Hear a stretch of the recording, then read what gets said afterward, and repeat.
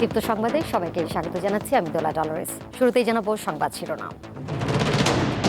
সামাজিক, সাংস্কৃতিক ও রাজনৈতিক নিরাপত্তাহীনতায় ভুগছে নারী, আলোচনায় মত বিশেষজ্ঞদের।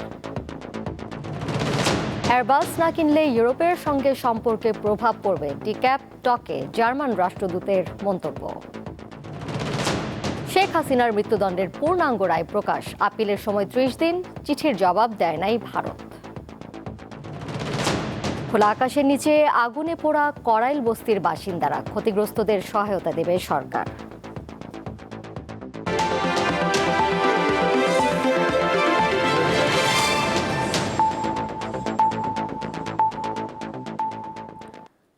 বর্তমানে নারীরা সামাজিক, সাংস্কৃতিক ও রাজনৈতিক নিরাপত্তাহীনতার মধ্যে আছেন। নারীদের বিষয়ে একটি পশ্চাৎপদ মানসিকতা পাওয়া যাচ্ছে। এই অবস্থা দেশের জন্য শুভ লক্ষণ নয়। বুধবার রাজধানীতে মানুষের জন্য ফাউন্ডেশন আয়োজিত সংলাপে এসব কথা বলেন বক্তারা। উদাহরণ মাত্রা আমি বলছি। আন্তর্জাতিক নারী নির্যাতন প্রতিরোধ পক্ষ দিবস উপলক্ষে বুধবার রাজধানীর একটি হোটেলে challenging social norms and power dynamics towards a fear free future শীর্ষক সংলাপ আয়োজন করে মানুষের জন্য ফাউন্ডেশন। এতে বক্তারা নারীর প্রতি ঘটে যাওয়া নানা ধরনের সহিংসতার বর্ণনা দেন। তারা বলেন, নারী ও পুরুষের মধ্যে ভারসাম্য রক্ষায় প্রথা, আইন ও ধর্মকে ব্যবহার করা হয়।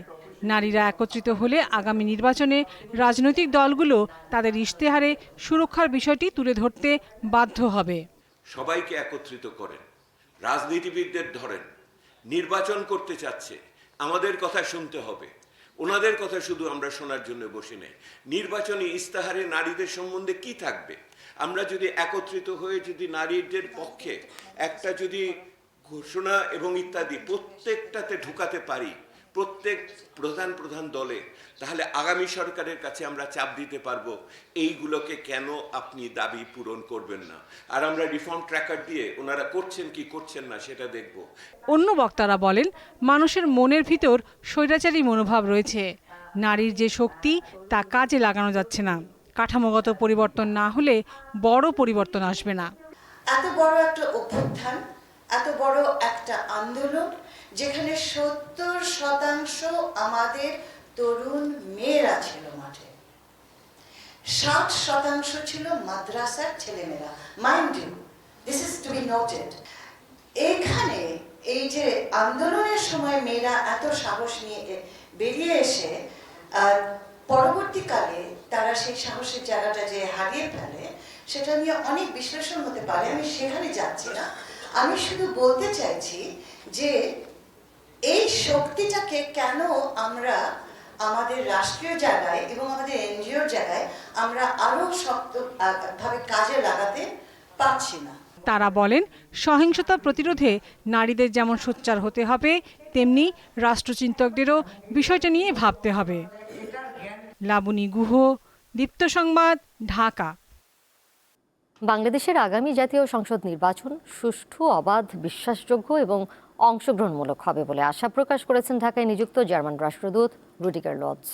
বুধবার ডিক্যাপ টকে বাংলাদেশ একটি সত্যিকারের জাতীয় সমঝোতার তাগিদ দিয়ে তিনি বলেন, এয়ারবাস না কিনলে ইউরোপের সঙ্গে সম্পর্কে এবং রপ্তানি বাণিজ্যে প্রভাব পড়বে। দেশের কূটনীতিক প্রতিবেদকদের সংগঠন ডিক্যাবের আমন্ত্রণে সাংবাদিকদের মুখোমুখি হন ঢাকায় নিযুক্ত জার্মান রাষ্ট্রদূত। বুধবার জাতীয় প্রেস ক্লাবে ডিক্যাপ টক অনুষ্ঠানে তিনি খোলামেলা কথা বলেন বাংলাদেশের আগামী জাতীয় সংসদ নির্বাচন নিয়ে। বাংলাদেশের রাজনীতিতে সব পক্ষের ঐক্যমত্য এখনই সম্ভব নয় বলেও অনুধাবন করছেন জার্মান রাষ্ট্রদূত। বাংলাদেশে অংশগ্রহণমূলক নির্বাচন দেখতে চায় জার্মানি। নির্বাচন অবাধ, সুষ্ঠু, গ্রহণযোগ্য এবং অংশগ্রহণমূলক হবে বলে আমাদের প্রত্যাশা। সেই সঙ্গে ভোটার উপস্থিতি বেশি হবে এটাও প্রত্যাশা করি। ভোটের ক্যাম্পেইন করার সময় যেন রাজনৈতিক সহিংসতা কম হয়, সেটাই মুখ্য বিষয়। শেখ হাসিনার বিচার প্রক্রিয়া নিয়ে জার্মান রাষ্ট্রদূত বলেন, ক্ষমতার অপব্যবহারের বিচার হতে হবে, তবে ইউরোপ মৃত্যুদণ্ডের বিপক্ষে। ইউরোপীয় ইউনিয়ন সব পরিস্থিতিতেই মৃত্যুদণ্ডের বিরোধী। ক্ষমতার অপব্যবহার মোকাবেলায় যে কোনো প্রচেষ্টা অবশ্যই আইনের মৌলিক নীতি মেনে পরিচালিত হবে। আইনগত প্রক্রিয়া অবশ্যই আন্তর্জাতিক মানদণ্ডের সঙ্গে সামঞ্জস্যপূর্ণ হওয়া জরুরি। এক প্রশ্নের জবাবে তিনি বলেন, বোয়িং বা এয়ারবাস কেনা বাংলাদেশের নিজস্ব বিষয়, তবে এর প্রভাব অবশ্যই পড়বে ইউরোপের সঙ্গে কৌশলগত সম্পর্কে। এয়ারবাস হতে উড়োজাহাজ কেনার প্রতিশ্রুতি থেকে বাংলাদেশ সরে এলে ইউরোপের সঙ্গে বাণিজ্য সম্পর্কে প্রভাব পড়বে। আমরা বাংলাদেশের সবচেয়ে গুরুত্বপূর্ণ বাণিজ্যিক অংশীদার। দ্বিপক্ষীয় সম্পর্কটা এভাবেই চলতে দেওয়া উচিত। তিনি বলেন, ইউরোপের বাজারে শুল্ক ছাড়ের আলোচনার আবহ এয়ারবাস নিয়ে বাংলাদেশের সিদ্ধান্তের কারণে বদলে যেতে পারে। রুবায়েত হাসান, দীপ্ত সংবাদ, ঢাকা। জুলাই গণঅভ্যুত্থানের মানবতা বিরোধী অপরাধের মামলায় সাবেক প্রধানমন্ত্রী শেখ হাসিনা ও সাবেক স্বরাষ্ট্রমন্ত্রী আসাদুজ্জামান খান কামালের মৃত্যুদণ্ডের পূর্ণাঙ্গ রায় প্রকাশিত হয়েছে। বুধবার এই পূর্ণাঙ্গ রায় প্রকাশ করা হয়। ফলে বুধবার থেকে আগামী 30 দিনের মধ্যে এই রায়ের বিরুদ্ধে আপিল করার সুযোগ পাবেন আসামিরা। গত 17 নভেম্বর বিচারপতি গোলাম মর্তুজা মজুমদারের নেতৃত্বাধীন 3 সদস্যের আন্তর্জাতিক অপরাধ ট্রাইব্যুনাল 1 এ মামলার রায় ঘোষণা করে। শেখ হাসিনা ও কামালকে ফেরত চেয়ে ভারতকে চিঠি পাঠিয়েছে বাংলাদেশ। রায়ে আদালত বলেছে, শেখ হাসিনার বিরুদ্ধে 3টি অভিযোগ প্রমাণিত হয়েছে। এর মধ্যে একটিতে আমৃত্যু কারাদণ্ড এবং অন্য 2টি অপরাধে মৃত্যুদণ্ড দেওয়া হয়েছে।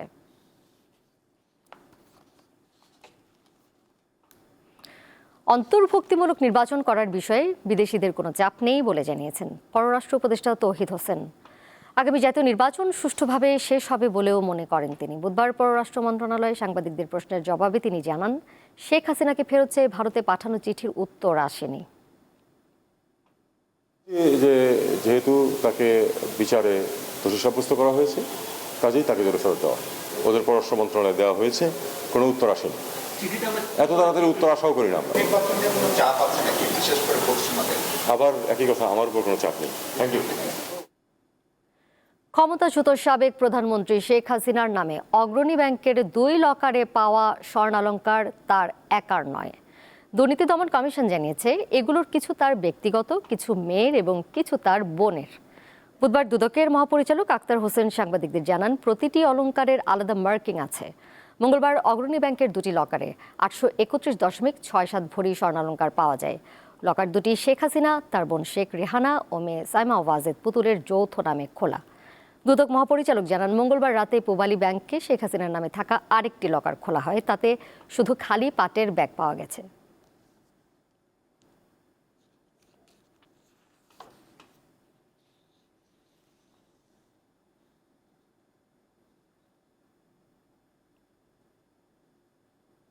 অনুসন্ধানকারী কর্মকর্তার আবেদনের প্রেক্ষিতে বিজ্ঞ আদালত লকার খোলার অনুমতি দিয়ে থাকে এবং সেখানে সিআইসি এবং জাতীয় রাজস্ব বোর্ডের 2 জন কর্মকর্তাকে রাখার জন্য আমরাই আবেদন করেছিলাম। অগ্রণী ব্যাংকের 2টি লকারে 832.51 ভরি স্বর্ণালংকার পাওয়া যায়।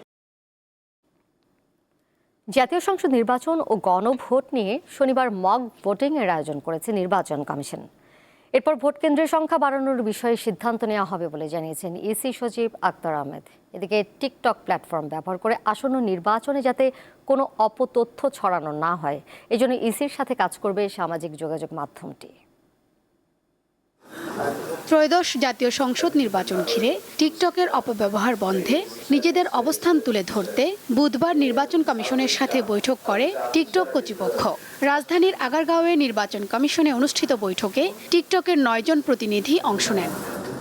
বৈঠক শেষে টিকটকের দক্ষিণ এশিয়ার পাবলিক পলিসি ও গভর্নমেন্ট রিলেশনস হেড ফেরদৌস মুত্তাকিম জানান, টিকটক প্ল্যাটফর্ম ব্যবহার করে কেউ যাতে কোনো অপতথ্য ছড়িয়ে নির্বাচনকে প্রভাবিত বা বাধাগ্রস্ত করতে না পারে সেজন্য বিশেষ নজর দিচ্ছেন তারা। আমাদের প্ল্যাটফর্মটা যেন কোনোভাবেই election related miss information spreading বা ম্যানিপুলেশনের জন্য ইউজ না হয়।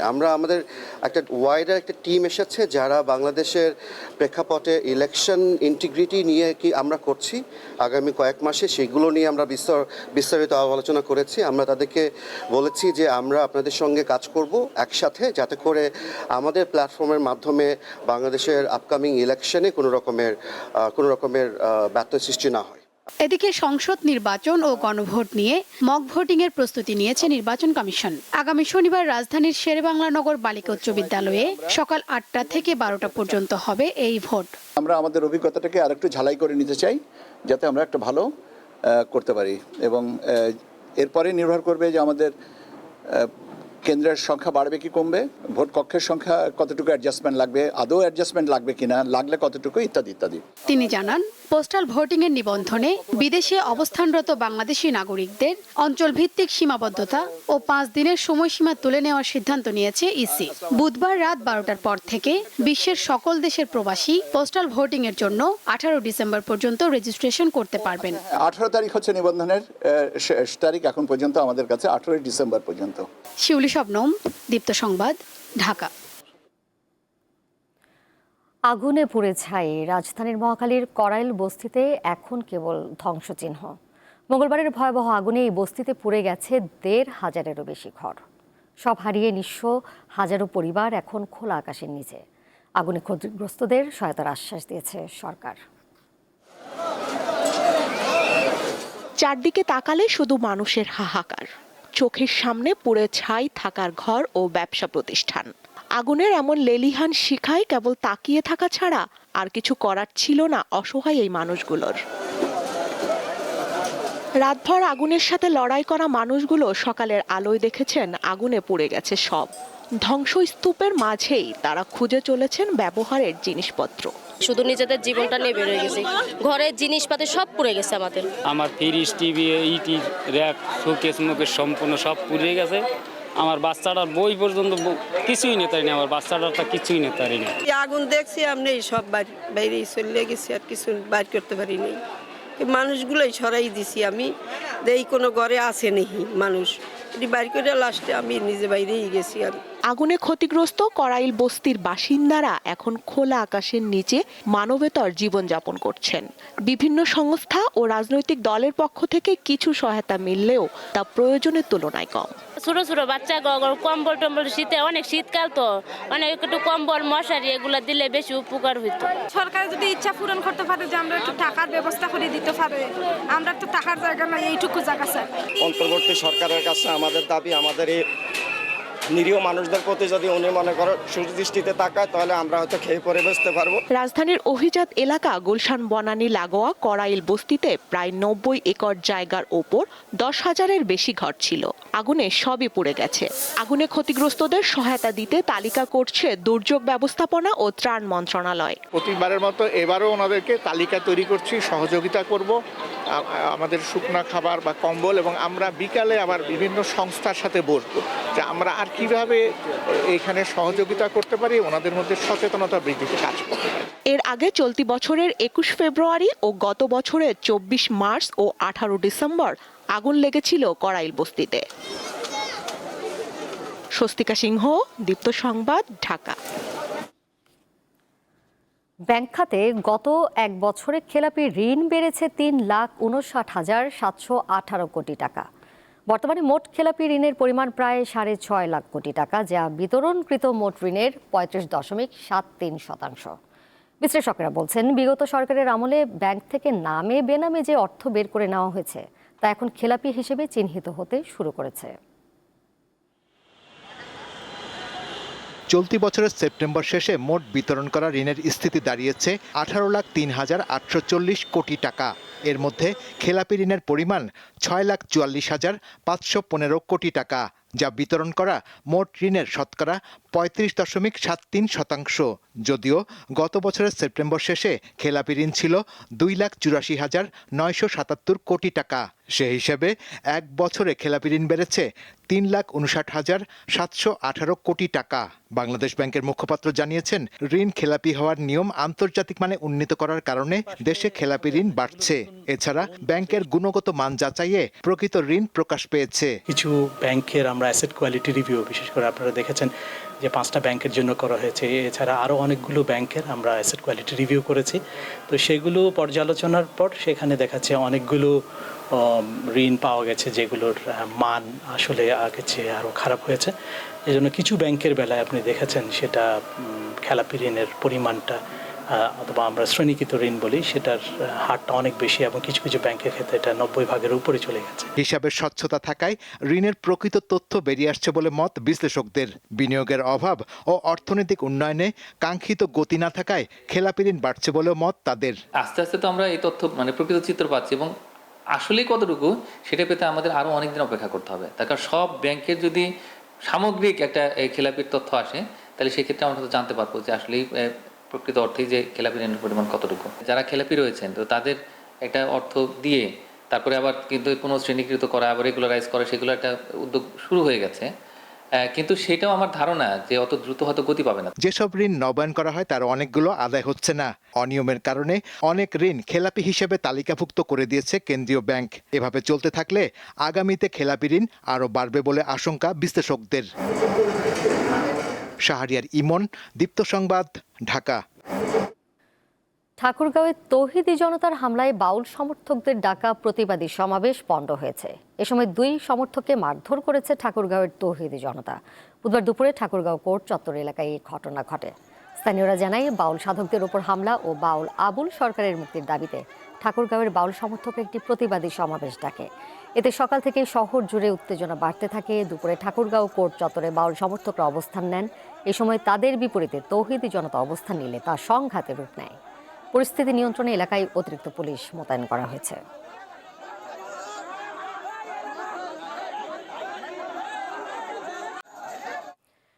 এদিকে বাউলদের উপর হামলার ঘটনার প্রতিবাদ ও নিন্দা জানিয়েছেন বিএনপি মহাসচিব মির্জা ফখরুল ইসলাম আলমগীর।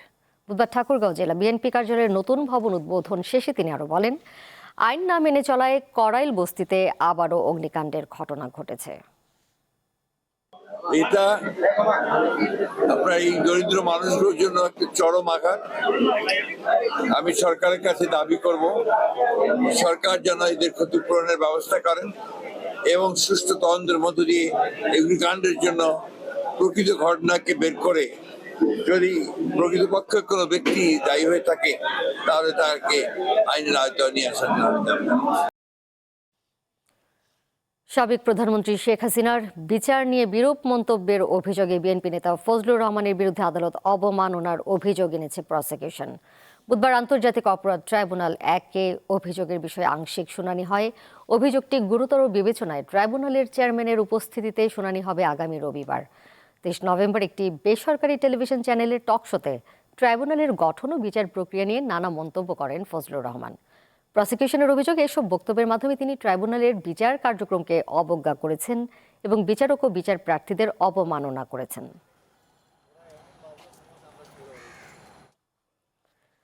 জনৈকা অতন্দ্রানু রিপা সামাজিক যোগাযোগ মাধ্যমে প্রধান উপদেষ্টার বিশেষ সহকারী অধ্যাপক আলী রিয়াজকে নিয়ে মিথ্যা, বানোয়াট ও ভিত্তিহীন বক্তব্য প্রচার করছেন। সরকার বিষয়টির দিকে গভীরভাবে নজর রাখছে এবং এই মর্মে ব্যবস্থা গ্রহণ করার বিষয়ে বিবেচনা করবে।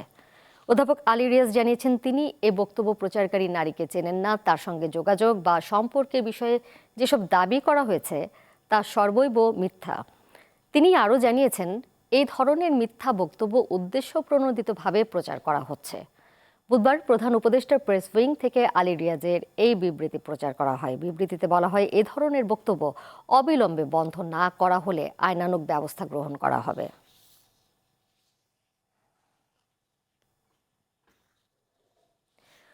গরু, ছাগল, হাঁস, মুরগির দেশীয় জাত রক্ষায় গবেষণা চলছে বলে জানিয়েছেন মৎস্য ও প্রাণী সম্পদ উপদেষ্টা ফরিদা আক্তার। গ্রামীণ নারীরাও পশু পালন করে জীবিকা নির্বাহ করছেন এবং অর্থনীতিতে অবদান রাখছেন। প্রাণী সম্পদ সপ্তাহের উদ্বোধনী অনুষ্ঠানে এসব কথা বলেন তিনি। দেশীয় জাত, আধুনিক প্রযুক্তি, প্রাণী সম্পদে হবে উন্নতি, এই প্রতিপাদ্যে জাতীয় পর্যায়ে প্রথমবারের মতো প্রাণী সম্পদ সপ্তাহ পালনে নানা অনুষ্ঠানের আয়োজন করা হয়েছে। বুধবার রাজধানীর আগারগাঁওয়ের বাংলাদেশ চীন মৈত্রী সম্মেলন কেন্দ্রে প্রাণী সম্পদ সপ্তাহের উদ্বোধন করা হয়। অনুষ্ঠানে দেশের বিভিন্ন জায়গার ছোট বড় উদ্যোক্তা ও খামারিরা উপস্থিত ছিলেন। মৎস্য ও প্রাণী সম্পদ উপদেষ্টা বলেন, দেশের বিভিন্ন অঞ্চলে যে গবাদি পশু ও পোল্ট্রি মুরগি আছে তা শুধু উৎপাদনের অংশ না, গ্রামীণ নারীদের জীবিকার সঙ্গেও সম্পৃক্ত।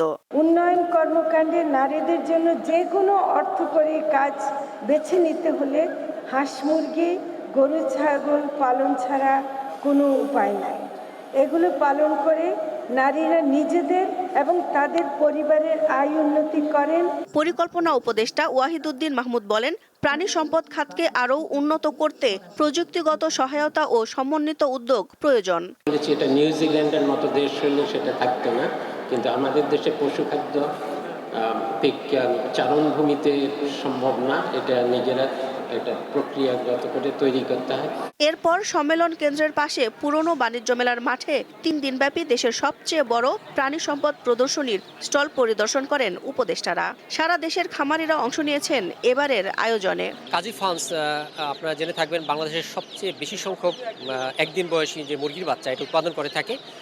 আমরা কয়েক ধরনের বাচ্চা উৎপাদন করি, যেমন আমরা ব্রয়লার যে বাচ্চাটা সেটা আমরা উৎপাদন করি। লেয়ার ডিমের জন্য যেই বাচ্চা আমরা যেই ডিম পাড়ে যেই লেয়ার মুরগি এই যে বাচ্চা এই বাচ্চাটা উৎপাদন করি। শুধুমাত্র মুরগিকে ভালো করলে হবে না, পাশাপাশি এটা যাতে আমাদের মানুষের জন্য কোনো ক্ষতিকর না হয় এই দিকটা চিন্তা করে কাজী ফার্মসের ফিড হলো অ্যান্টিবায়োটিক ফ্রি। স্টলে গরু, মহিষ, ছাগল, পোলট্রি, মুরগি, দুম্বা সহ বিভিন্ন প্রজাতির পশু পাখির প্রদর্শনী চলছে। দিলশা দানি, দীপ্ত সংবাদ, ঢাকা। ঢাকা স্টক এক্সচেঞ্জ ডিএসএতে ডিজিটাল রূপান্তরের অংশ হিসেবে স্মার্ট ডিজিটাল সাবমিশন প্ল্যাটফর্ম উদ্বোধন করা হয়েছে। এই নতুন সিস্টেমের মাধ্যমে পুঁজিবাজারে সংশ্লিষ্ট ডকুমেন্ট ও প্রকাশনা দ্রুত, নিরাপদ, রিয়েল টাইমে জমা দেওয়ার সুযোগ তৈরি হয়েছে, যা বাজারে কার্যক্রমের স্বচ্ছতা ও গতি বাড়াবে বলে জানিয়েছেন বাংলাদেশ সিকিউরিটিজ অ্যান্ড এক্সচেঞ্জ কমিশনের কমিশনার মোহাম্মদ সাইফুদ্দিন। বুধবার রাজধানী নিকুঞ্জে ডিএসসি টাওয়ারে আনুষ্ঠানিকভাবে ডিএসসির স্মার্ট সাবমিশন সিস্টেমের রেগুলেটরি সাবমিশন মডিউল ও সিএসসি অনবোর্ডিং উদ্বোধন করা হয়।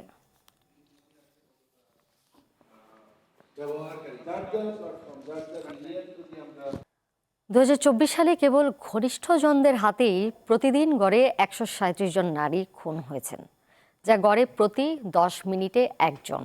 আন্তর্জাতিক নারী নির্যাতন নির্মূল দিবস উপলক্ষে প্রকাশিত জাতিসংঘের এক প্রতিবেদনে এই তথ্য উঠে এসেছে। এতে বলা হয়, গত বছর বিশ্বব্যাপী সব মিলিয়ে 83,000 নারী হত্যাকাণ্ডের শিকার হয়েছেন, যার 60%ই সঙ্গী বা পরিবারের সদস্যদের হাতে। সংখ্যায় যা 50,000-এরও বেশি। ঘনিষ্ঠজনদের হাতে নারী খুনের হার সবচেয়ে বেশি আফ্রিকায়, এরপরেই রয়েছে যুক্তরাষ্ট্র, ওশেনিয়া, এশিয়া ও ইউরোপ। রাশিয়া ও ইউক্রেনের প্রায় 4 বছরের যুদ্ধ বন্ধে সংযুক্ত আরব আমিরাতে বৈঠক করেছেন রাশিয়া ও যুক্তরাষ্ট্রের কর্মকর্তারা। স্থানীয় সময় মঙ্গলবার আবুধাবিতে রুশ কর্মকর্তাদের সঙ্গে যুক্তরাষ্ট্রের সেনা সচিব ড্যান ড্রিসকল বৈঠক করেন। এর আগে সুইজারল্যান্ডের জেনেভায় ইউক্রেনের সাথে বৈঠক করেন মার্কিন কর্মকর্তারা। আলোচনার পর ইউক্রেন জানায়, তারা যুক্তরাষ্ট্রের প্রাথমিক শান্তি পরিকল্পনাকে সমর্থন করছে। অপরদিকে যুদ্ধ অবসানের জন্য দুই পক্ষ সম্ভাব্য একটি চুক্তির খুব কাছাকাছি পৌঁছে গেছে বলে জানিয়েছেন যুক্তরাষ্ট্রের প্রেসিডেন্ট ডোনাল্ড ট্রাম্প।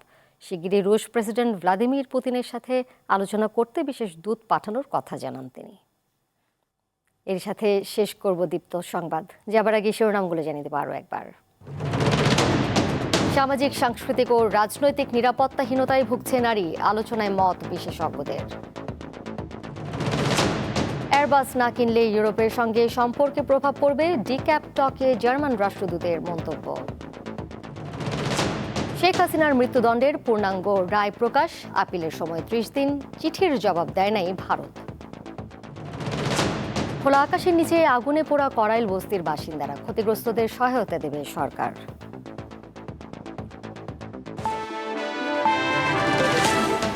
এই ছিল এখনকার মতো, আর এরই সাথে বিদায় নিচ্ছি আমি ডোনা টলরেস। আর তথ্য এবং বিনোদনের নানা খবর জানতে যুক্ত থাকুন দীপ্ত ডিজিটাল প্ল্যাটফর্মে। ধন্যবাদ সবাইকে এতক্ষণ সাথে থাকার জন্য।